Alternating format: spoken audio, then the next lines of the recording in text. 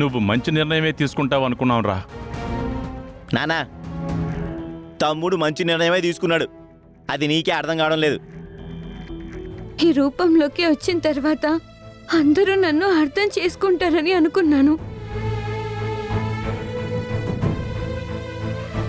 ముఖ్యంగా నాన్న నానమ్మలు నన్ను దగ్గరికి తీసుకుంటారని ఆశపడ్డాను.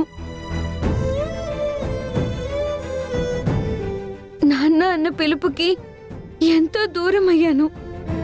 ఇప్పుడు దగ్గర అవుతుందని అనుకున్నాను, కానీ ఇంకా దూరం అయిపోయింది. నేనిలా ఎదురు పడితే మళ్ళీ గొడవలు మొదలవుతాయి, నా వలన నువ్వు ఇబ్బందులు పడతావు, అందుకే నేను అందరి ముందుకి రాను అని నీ దగ్గర విన్నవించుకున్నాను.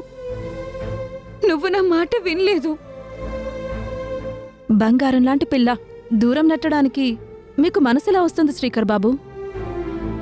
నిప్పులాంటి అవనమ్మ తప్పు చేసిందని మీరెలా అనుమానిస్తున్నారు? చెప్పండి వేదవతి గారు. దయచేసి మా వ్యక్తిగత విషయాల్లో మీరు తలదూర్చకండి.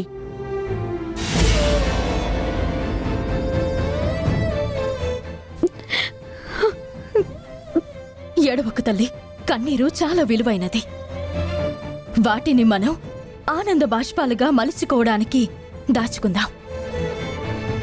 ఇలా వృధా చేసుకోవద్దు.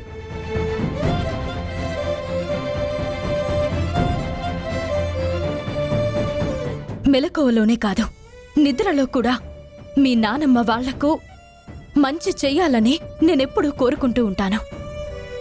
అయినా సరే నీ విషయంలో ఇంకా తప్పుడు అభిప్రాయంతోనే ఉన్నారు. నువ్వు తప్పుడు సంతానమనే వీళ్ళ మనసుల్లో అలా నాటుకుపోయింది.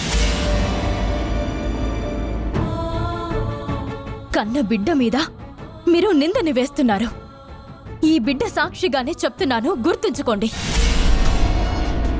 ఏ విధంగా అయితే ఆభరణాలను సాధించానో, ఏ విధంగా అయితే మాయా విషయంలో ఆధారాలను సేకరించానో, అదే విధంగా నా బిడ్డ విషయంలో కూడా మీ అందరూ చెంపలు వేసుకునేలా చేస్తాను.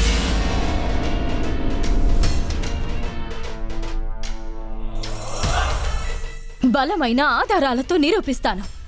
అక్షయ నా బిడ్డే అని నీతో, నా మనవరాలే అని నీతో, మా రక్త సంబంధమే అని మీతో చెప్పిస్తాను.